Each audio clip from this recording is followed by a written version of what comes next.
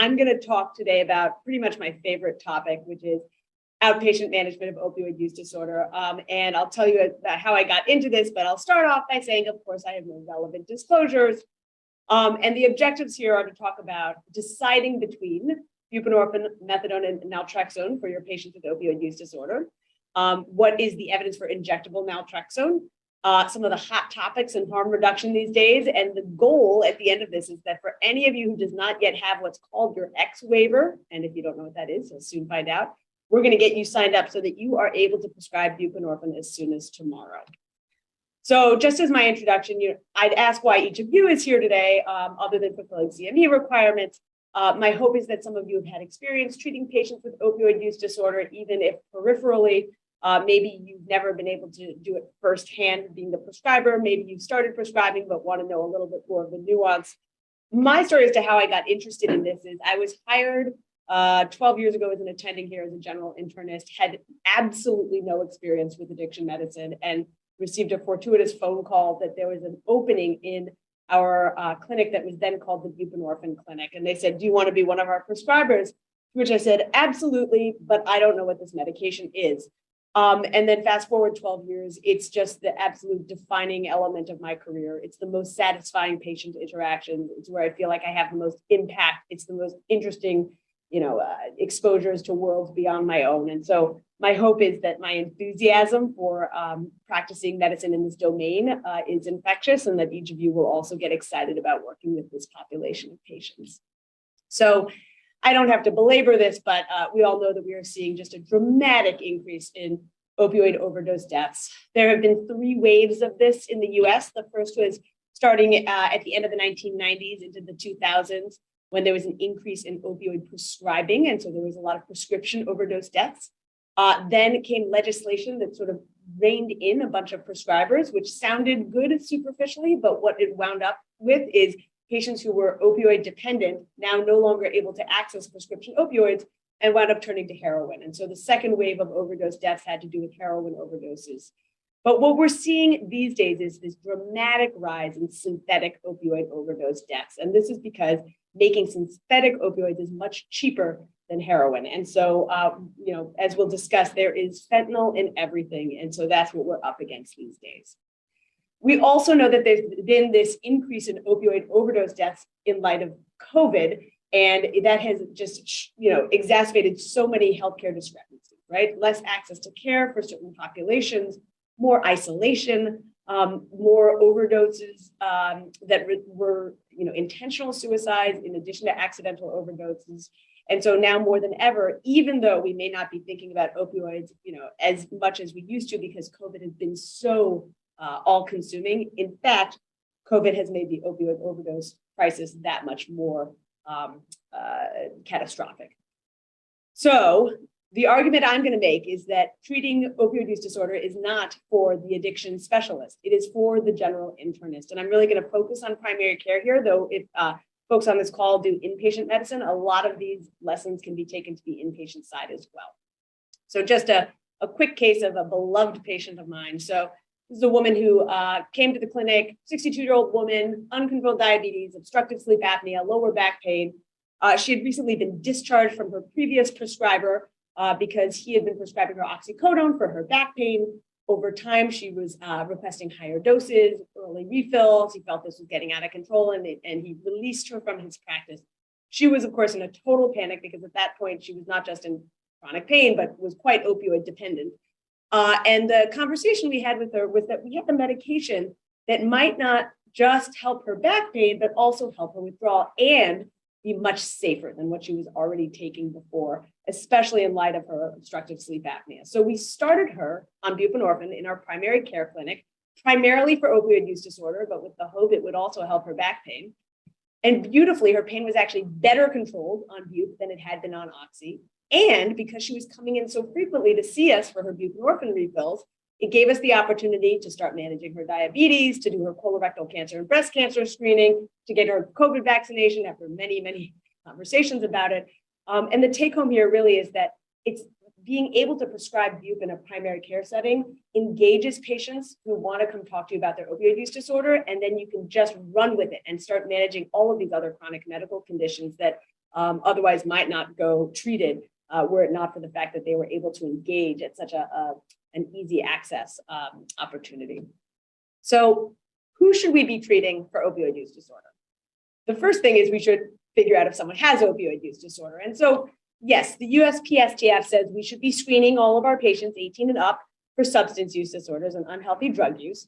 I will say most screeners are way too cumbersome to use in a primary care setting. I like the one question screener because I don't have time, which is how many times in the past year have you used an illegal drug or prescription medication for non-medical reasons? And basically, if they answer anything to this, it's very sensitive for active opioid use disorder. It does miss patients who have prior opioid use disorder. It might miss patients who have current risky opioid use, but they don't qualify as full-on opioid use disorder. But this is pretty good in terms of capturing a bunch of patients who you might otherwise miss if you're not doing any screening at all. And so to make an actual diagnosis of opioid use disorder, the DSM-5 criteria for any substance use fall into these two overall categories, which are loss of control and continued use despite negative consequences. And the idea is that it's mild opioid use disorder if you have two to three of these criteria, up to severe opioid use disorder if it's 6 or more. Realistically, am I counting how many criteria are filled? No, because if you've got opioid use disorder, I'm offering you treatment. I will say the caveat here is if your patient is getting prescribed opioids from you and the only two things they've got are tolerance and withdrawal, that is not enough to call it opioid use disorder, because if someone is on chronic opioids from you, you expect them to have tolerance and withdrawal. So that is not opioid use disorder, but otherwise these criteria stand. So once you have diagnosed a patient with opioid use disorder, you have several treatment options. You've got medications for opioid use disorder, which is what we're going to talk about for most of this. In some of the literature, it's abbreviated as MAT, which used to be medication-assisted treatment, but we've rebranded it as medication for addiction treatment, because as we're going to get to, the meds are not the assistance, they are the treatment. There's also psychosocial treatment, which can be helpful for some, but is not required. And we'll talk a little bit about withdrawal or detox, which is rarely the right choice.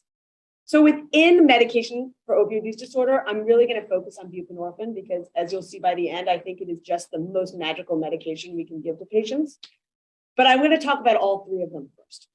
So the three main meds we're talking about here are methadone, buprenorphine, and naltrexone. And the mechanisms are pretty simple. Methadone is a full opioid agonist, will turn on your receptors full blast. Buprenorphine, as we'll discuss more, is a partial agonist, which means that there is a ceiling effect. You keep going higher and higher on your dose, and it will stop having an effect at a certain point. And then there's naltrexone, which is a full antagonist, and we'll talk about where the role is for that. So just briefly about methadone, because I don't expect this is the group that's going to be prescribing methadone maintenance. Full opioid agonist that for opioid use disorder has to be prescribed in what is called an opioid treatment program, otherwise known as a methadone clinic. One cannot prescribe methadone for opioid use disorder from a primary care setting. You can prescribe it for pain, but if the indication is opioid use disorder, it has to be through an OTP for legal reasons. When folks are engaged in an OTP, it's wonderful in that it's lots of services and lots of touch points, but it's also going to the clinic for most patients once a day and getting the medications dispensed in the clinic, or what we say is at the window, which for some patients is the level of care they need, but for others is very restrictive, and it means they can't go to work and they may not have access to an OTP close to where they live. For opioid use disorder, methadone is usually given once a day, though for patients on methadone for pain, as you all have seen, it's usually dosed 3 times a day. 3 times a day is not happening in an OTP. No one's going to their OTP 3 times a day. And then, of course, the side effect that we all talk about, certainly the agonist effects. You can absolutely overdose on methadone, no problem. In addition, there's drug-drug interactions, QTC prolongation. So it is a life-saving medication, and for some patients, it is the right fit, but for many patients, it's not the perfect fit. And this brings us to buprenorphine. So I'm going to make the argument that bup is one of the safest medications we have in our toolbox. And I'm going to tell you 3 reasons why bup is an incredibly safe opioid. So first of all, bup is a partial agonist. And again, what this means is, unlike a full agonist like methadone on this graphic or heroin, whatever, with bup, once you get up to a certain dose, whether it's 24 milligrams, 32, we're not totally sure, you hit a ceiling. And so the beauty of it is, as you're going up on the dose, you're absolutely going to prevent cravings. You're going to prevent withdrawal. But even once you hit that ceiling, you're not going to cause respiratory depression. You will not cause overdose. And that is the number one safest thing about this medication. The second thing that makes buprenorphine so safe is it is a very sticky drug. It has very high affinity for opioid receptors, which means if I'm taking buprenorphine and then I decide to go and use heroin, that buprenorphine is stuck very tightly to the opioid receptors so that the heroin probably isn't going to even make it onto the receptor in the first place. So it's both a partial agonist and high affinity, which blocks off other opioids if they're in your system. Now, the caveat here is, if you've got a really strong opioid, that can overcome it. And so what we're talking about here is fentanyl can absolutely overcome bupe. But for good old regular, street, oxycodone or heroin, buprenorphine is a really good protective mechanism that patients are less likely to overdose if they do use on top of buprenorphine. And then the third reason it's so safe is that most bupe is made in what's called a combination product. So this is a picture of Suboxone, which is the most common brand name. And it's both buprenorphine and naloxone in one formulation together. So one might ask, why would you put an agonist and an antagonist in the same thing? Doesn't that just cancel it out? Turns out, if you wanted to try to get high off of buprenorphine, which does not happen if you take it as prescribed under your tongue, you could try to crush it up and inject it or snort it.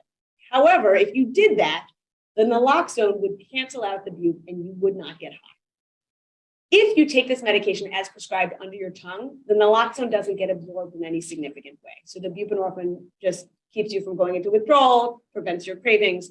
You don't get high off of it that way. So having that naloxone in it as a combination product is purely to prevent diversion. It's to prevent people from using this medication via a route that it's not intended to be used in. It does not have anything to do with the partial agonist effect or anything like that. So all to say, the three reasons it's so safe and so hard to overdose on bupe are it's a partial agonist, it's high affinity, it usually comes with naloxone in it, and so it is much safer to use than insulin, than Coumadin, than all of these other prescriptions that we're writing all the time. And yet we've been scared away from it because in the past we've been asked to get special licensing to prescribe it, which we'll talk about in a few minutes. So what about naltrexone, using a full antagonist to treat opioid use disorder?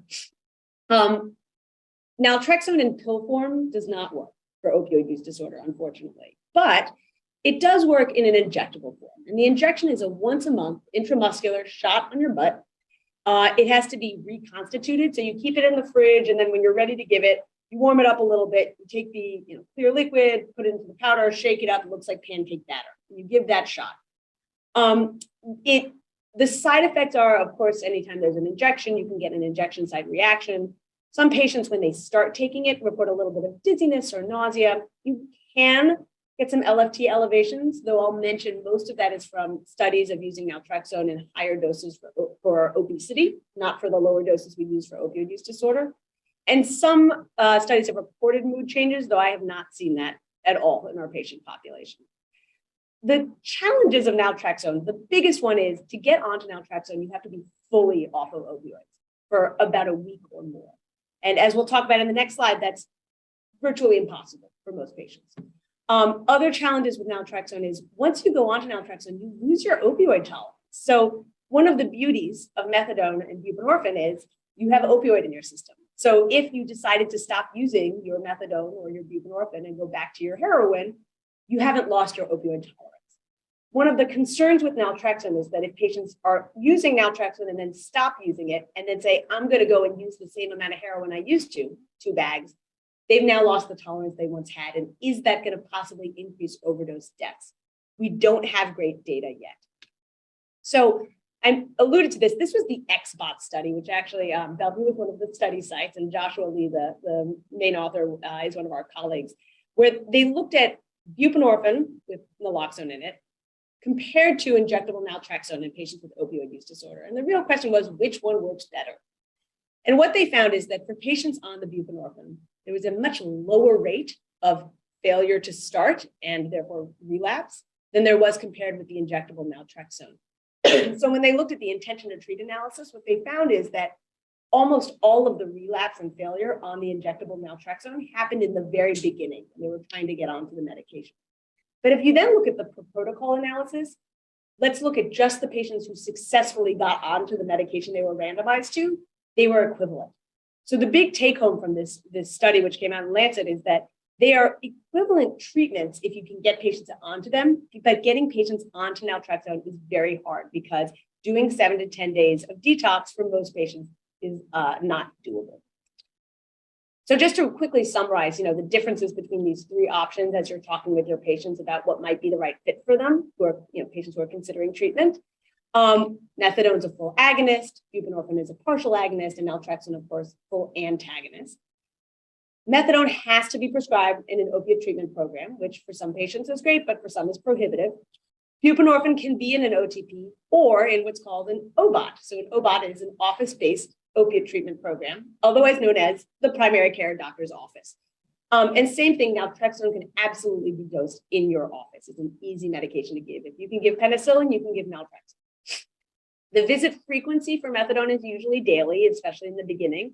For buprenorphine, it's variable. We have some patients in our clinic who we see every 3 months. So they're fine and they don't need to come in more often than that. And then, of course, injectable naltrexone is a monthly shot, so they got to come in once a month. OTPs with methadone have a lot more embedded psychosocial support, whereas for clinics, it's very variable depending on the practice in which you are. And then access can be, challenging for all of them. So for methadone, you have to be able to get to an OTP. For buprenorphine, you have to find a doctor who has what's called an XDEA number or an X waiver, which all of you will have by the end of this, improving access for patients. And then naltrexone, some insurances will give you a hard time. Fortunately, in New York, all of the Medicaid programs have no problem covering it, but I appreciate that's not universal. Methadone has no ceiling dose. You can just go up and up and up as much as the patient needs. Whereas buprenorphine, we max out usually at 24 milligrams, and beyond that, you're not going to see any increased effect. And naltrexone is just one dose.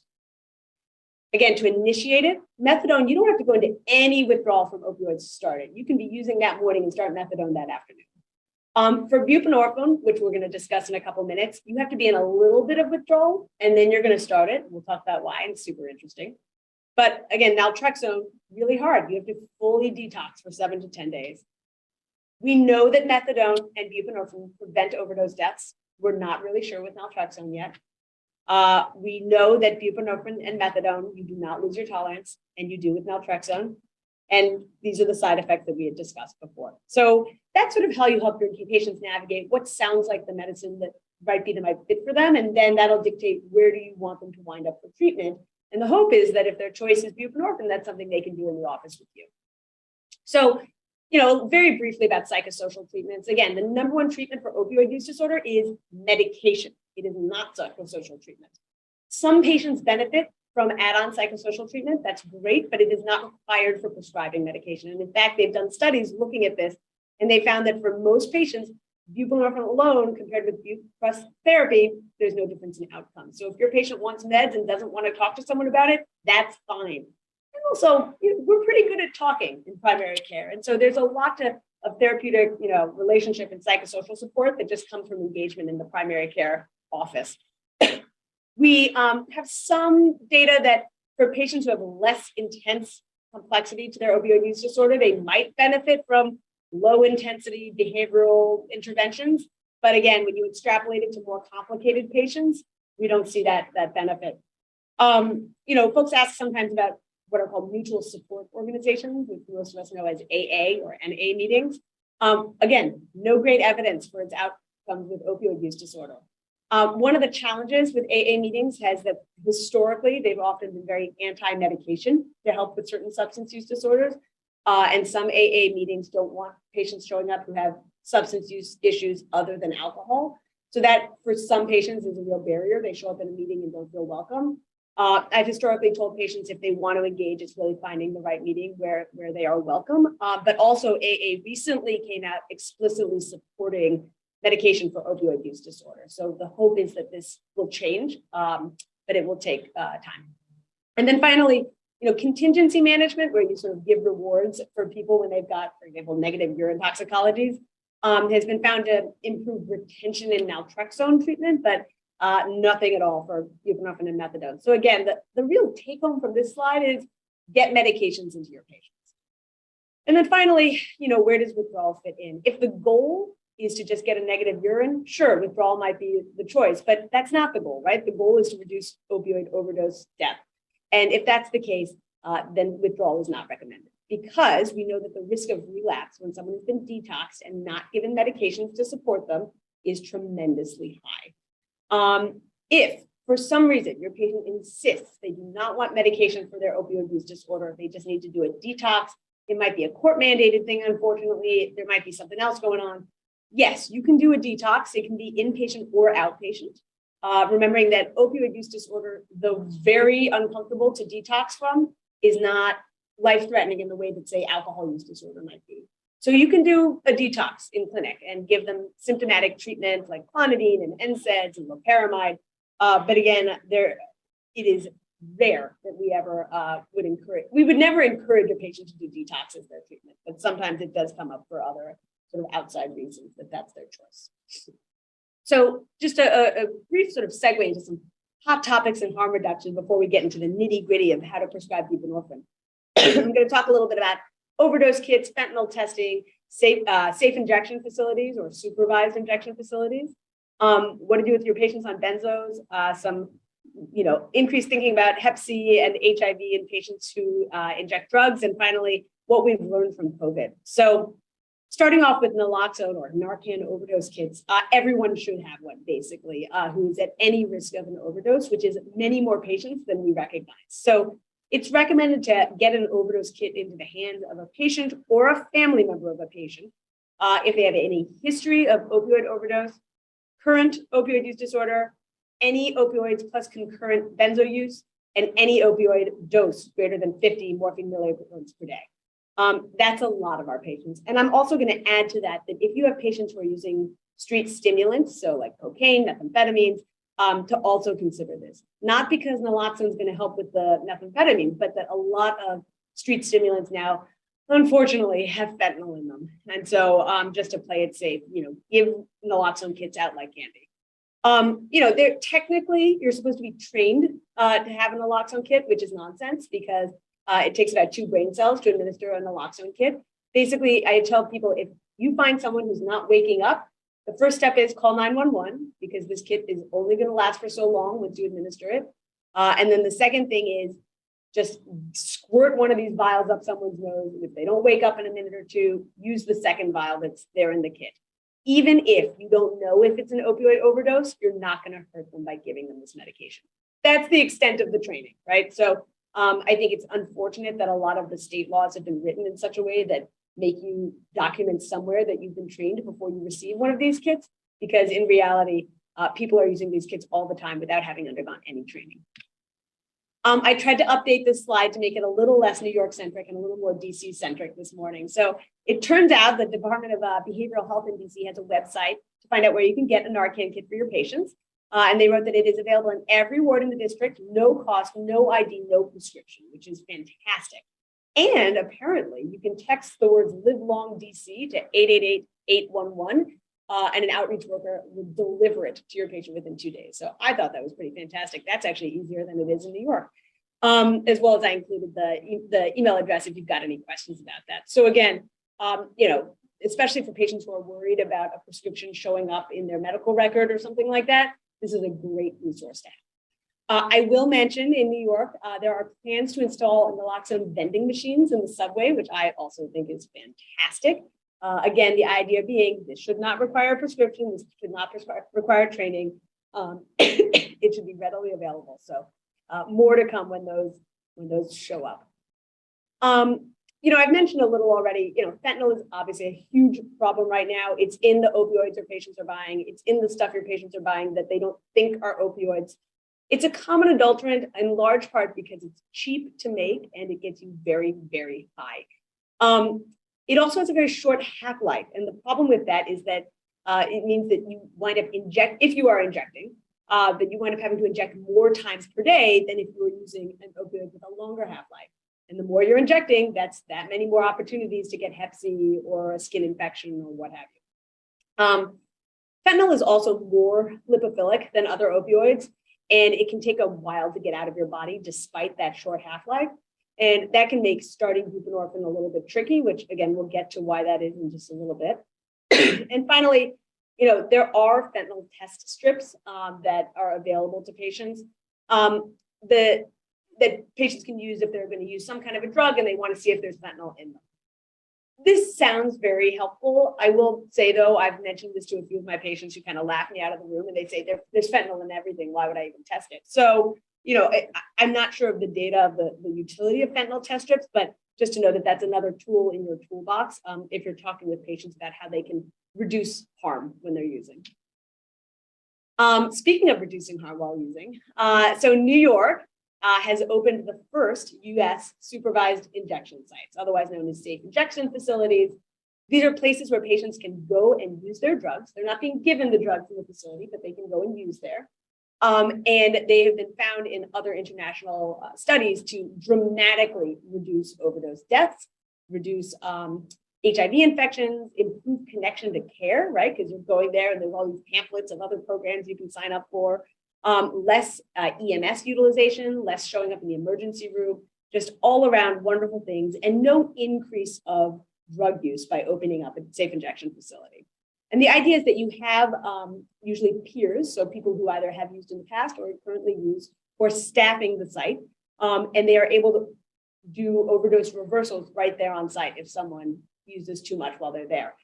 Within the first month of these two sites opening in New York, there were over 60 reversals. So that's 60 people who could have died or could have wound up in the ER. So an amazing proof of concept. And the other thing is, one of the concerns people have raised is that there would be what's called a honeypot effect, that if you open a supervised injection site, then all the drug users are going to come to your neighborhood. That has been disproven. That does not happen. And in fact, they found that there's like less drug paraphernalia in the trash cans of the neighborhoods where these are opened up.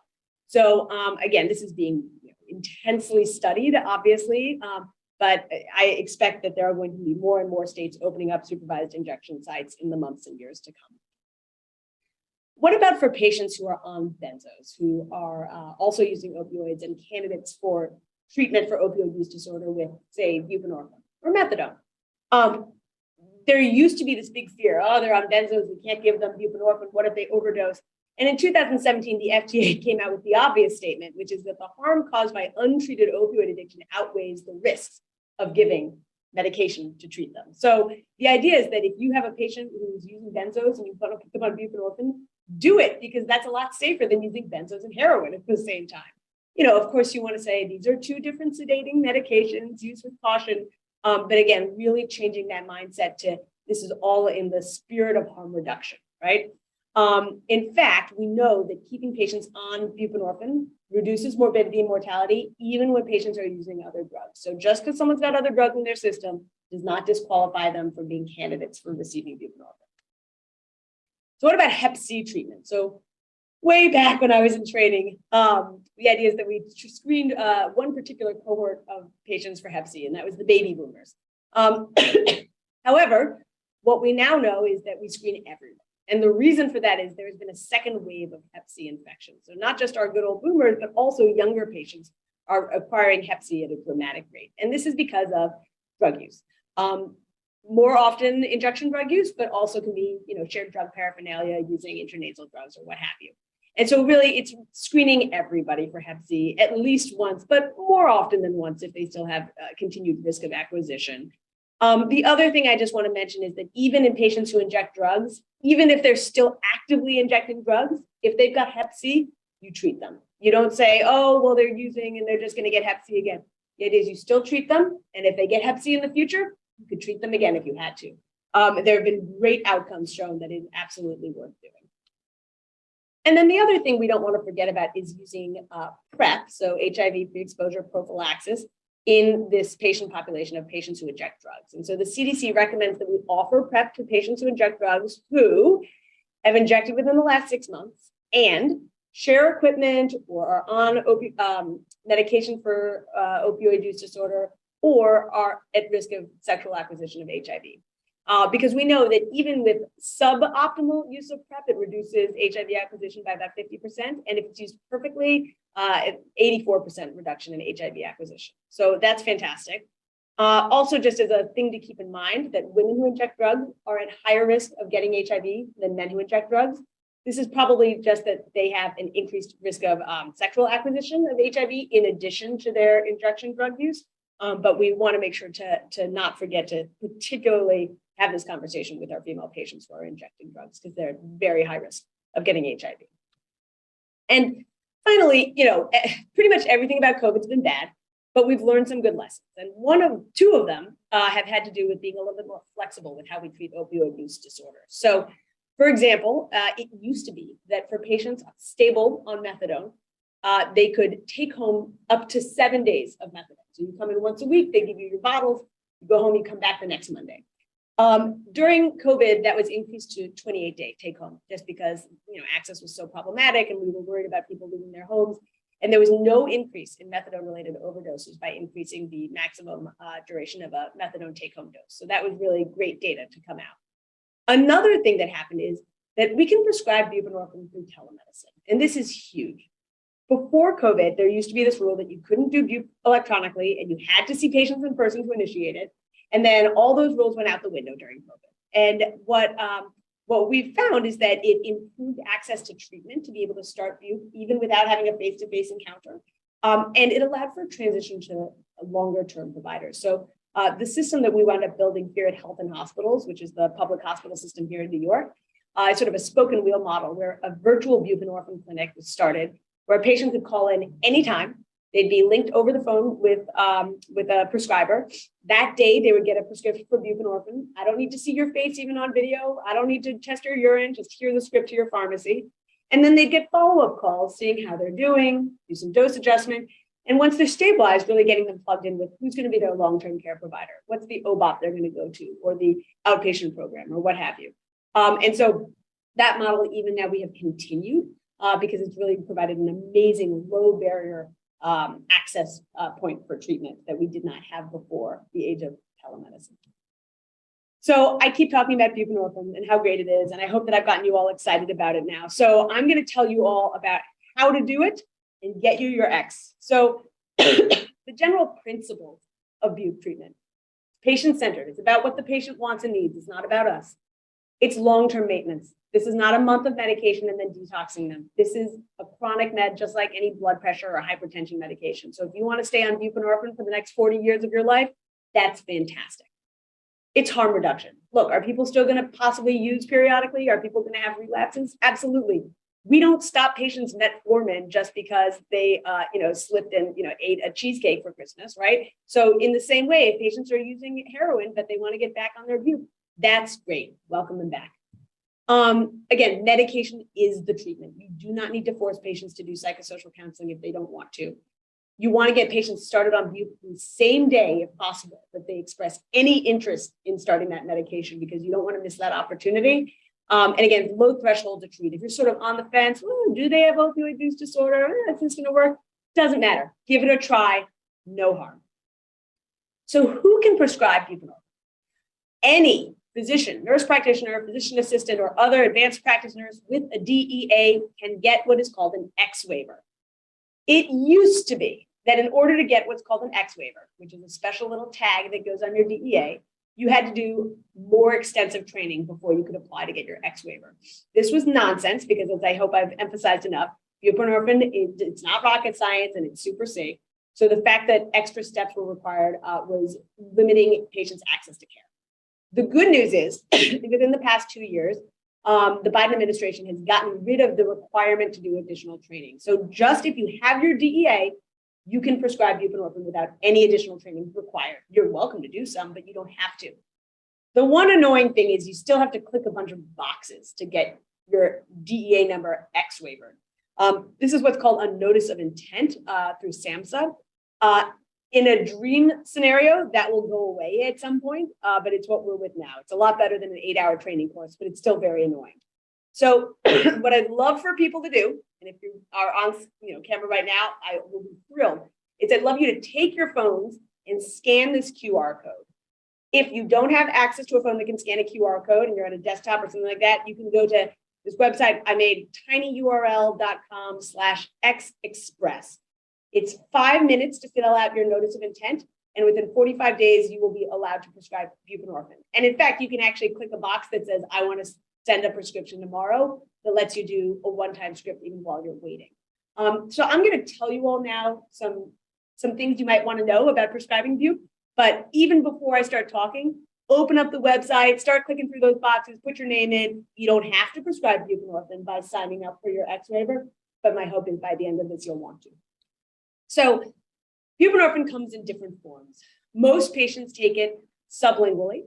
It comes in a tablet or a film. Different patients have very specific preferences, but they all work the same. Again, most of them are combination buprenorphine and naloxone products, although there is a buprenorphine mono product that can be used if patients have naloxone intolerance for some reason, which is very rare. And it comes in different doses as well. There is also injectable buprenorphine, which I'm not going to spend time on today, but it is fantastic. We give it in our clinic. The brand name is Supplicade. It's 1 month shot of buprenorphine. You don't have to take anything every day. You can't lose it. It doesn't turn off abruptly at the end of the month, and it sort of auto tapers. The only downside is that it burns, but it's a great thing to know is out there. But for most people, what they're prescribing is sublingual buprenorphine. In order to take it, it has to go under the tongue or the cheek. It can't be swallowed. And the reason is it's got really poor oral bioavailability if you swallow it. So what we tell patients is leave it under your tongue or in your cheek until it's totally dissolved. Don't eat anything, drink anything, smoke or talk while it's in your mouth. Of course, everyone is doing all of these things, obviously, but ideally they're not supposed to. It takes about 10, 15 minutes to dissolve. And it does not taste good. It doesn't taste bad, but it's not, it's not a Listerine dissolving strip or anything. So just to give patients a head up on that. The other thing I should mention here, because I always forget later, is most patients who want to start on buprenorphine have already taken buprenorphine before they got to you. They borrowed it from a friend. They bought it off the street. They got it in the hospital. So you're going to think that you're teaching them all this stuff about buprenorphine, but at the end of the day, they're going to teach you because they know what they're doing. So in order to start bupe, you want to counsel patients to wait until they're in at least mild or moderate withdrawal before they take their first dose. This is the only nuanced thing about prescribing buprenorphine. And the reason is if you are not in any withdrawal at all and you're on your full opioid agonist and you take buprenorphine, it can cause something called precipitated withdrawal, which I'll get to in a moment. How long is it going to take to go into mild or moderate withdrawal? That depends on what you've been using. So if you've been using a short-acting opioid, it might be 12 hours. Longer-acting could be 24 hours. Methadone can take up to 72 hours before you're in enough withdrawal to start buprenorphine.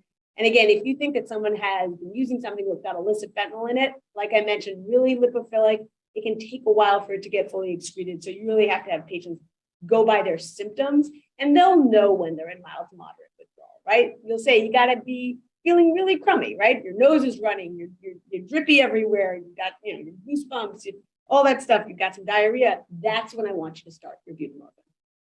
So what is precipitated withdrawal? Why do we want to tell patients to be in a little bit of withdrawal first? The reason is, if you go from taking a full agonist like heroin or oxycodone or whatever, and you just slam someone with buprenorphine, that buprenorphine is higher affinity.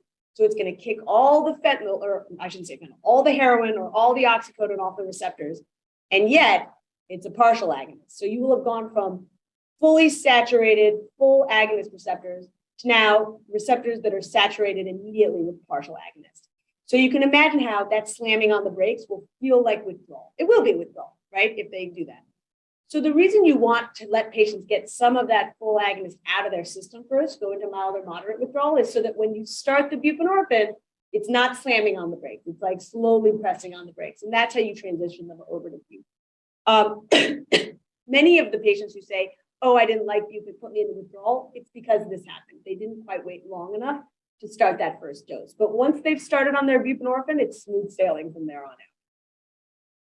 I'll usually give my patients a handout of some kind that gives them an idea of how to start buprenorphine.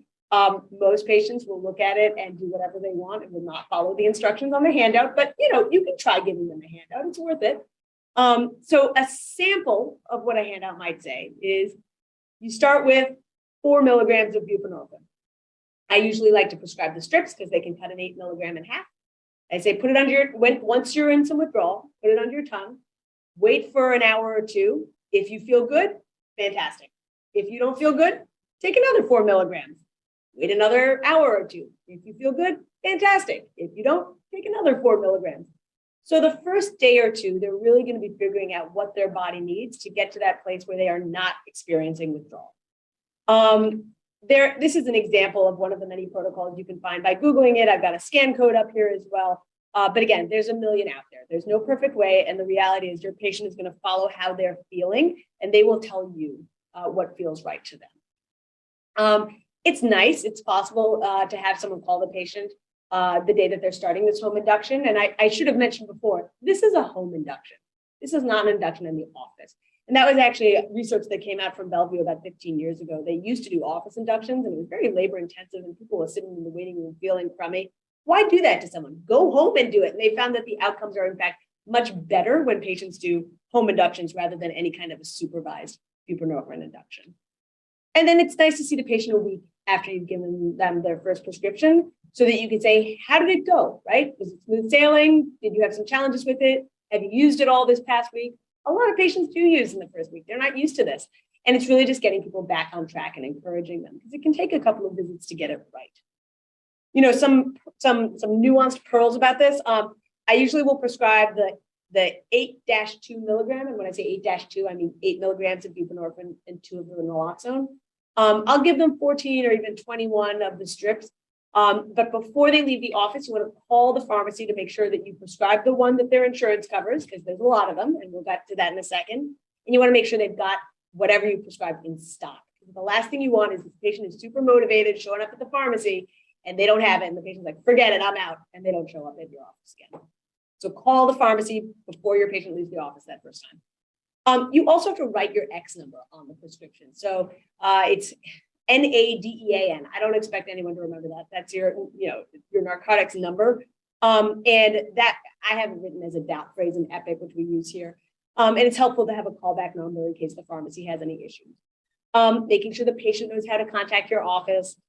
You want to have a way you can find out how many bupe scripts are active out there under your name. Very easy to get from most electronic medical records.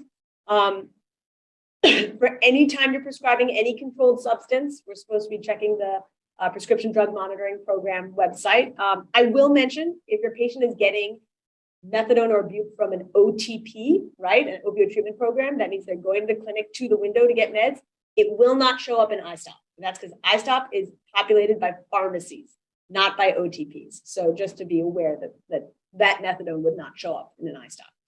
And finally, look, there's roles for urine toxicologies we'll get to. There's certain labs you'd want to check at some point, like Hep C and HIV. You might want to discuss sort of the rules of conduct of your clinic, but you don't need to do that in the first visit. Absolutely, you should not do that in the first visit if you think that that is going to dissuade your patient from starting medication that day. Just get meds in their hand. So to get them onto a stable dose, again, I find it usually takes 2 to 4 weeks to figure out what's right for the patient. Weekly visit can be in person, but it could be virtual, right? And it doesn't have to be the MD necessarily. If you've got, sort of extenders in your practice or, APPs, then by all means, get them excited about this too. Usually I'll go up by, I don't usually do 2 milligrams. I'll usually go up by 4 milligrams if a patient feels that they're still in withdrawal or they're still having cravings. Most patients realistically are going to need at least 16 milligrams a day. Many will need 24, which is the max dose. The goal is not to get the patient on the lowest dose.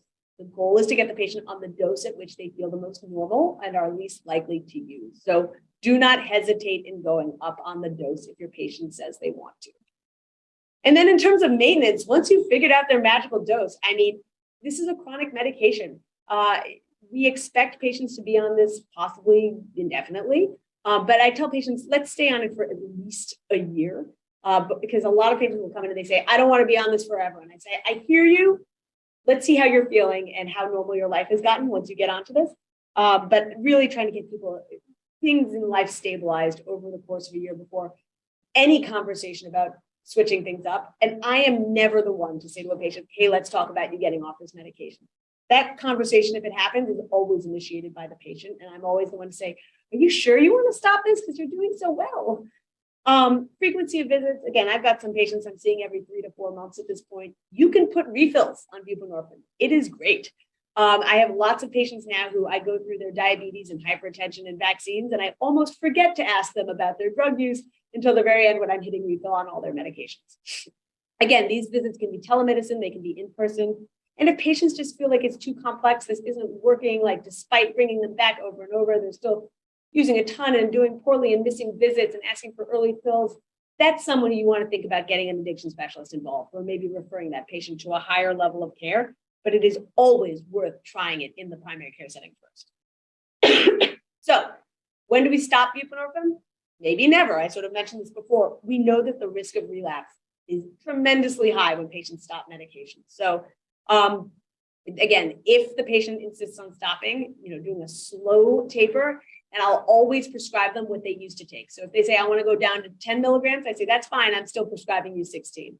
And you can do what you want, but I'm going to make sure you've got enough to stay at your previous dose if you want to.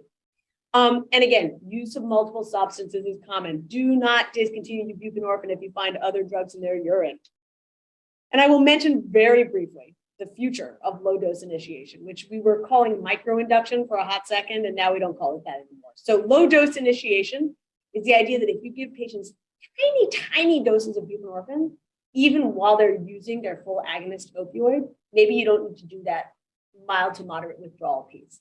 And this might be particularly helpful for patients who want to transition from methadone over to buprenorphine.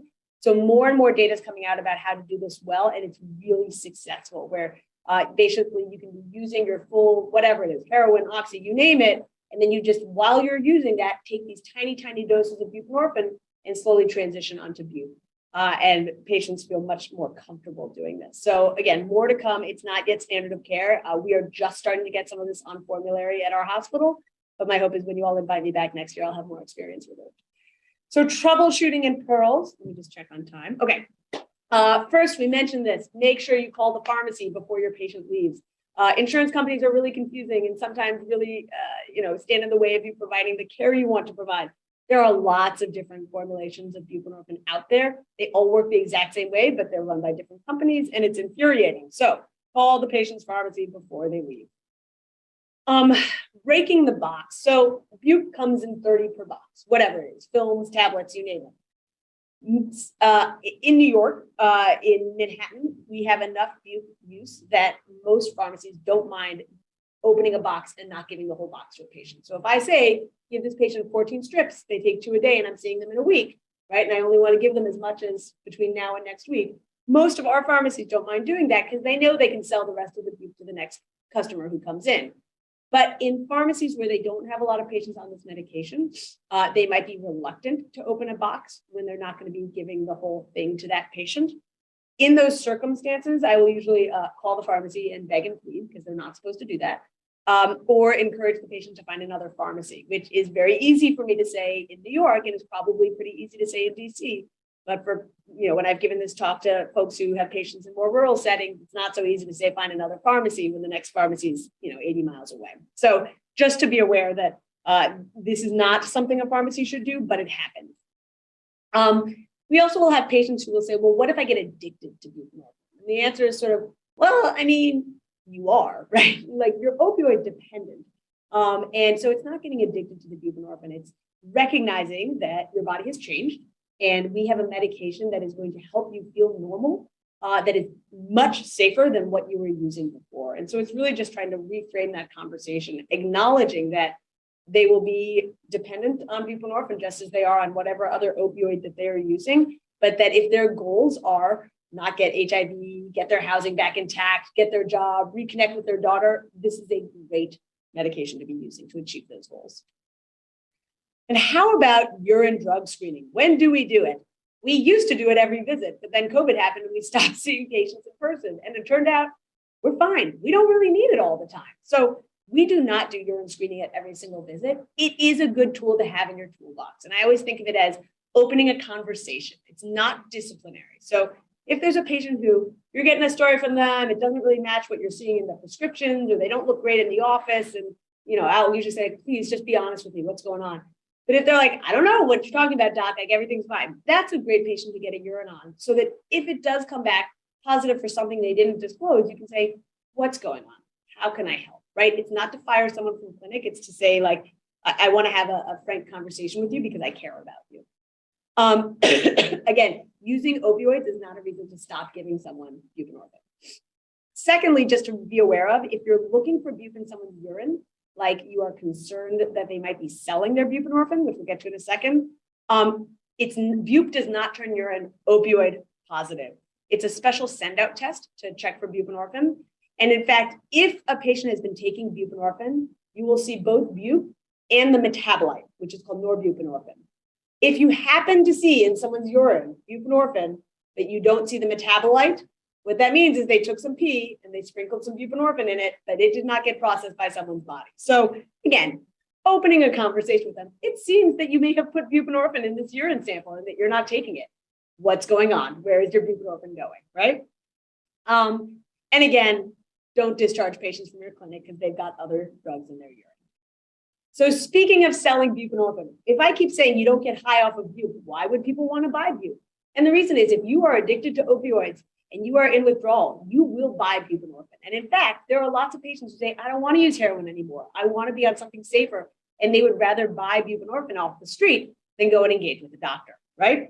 So all selling of bupe is not for necessarily malicious reasons. We do need to recognize there's street value for it. I do not stay up at night worried that the bupe I prescribe to someone, if they sell it, is going to kill someone with an overdose. That's not going to happen.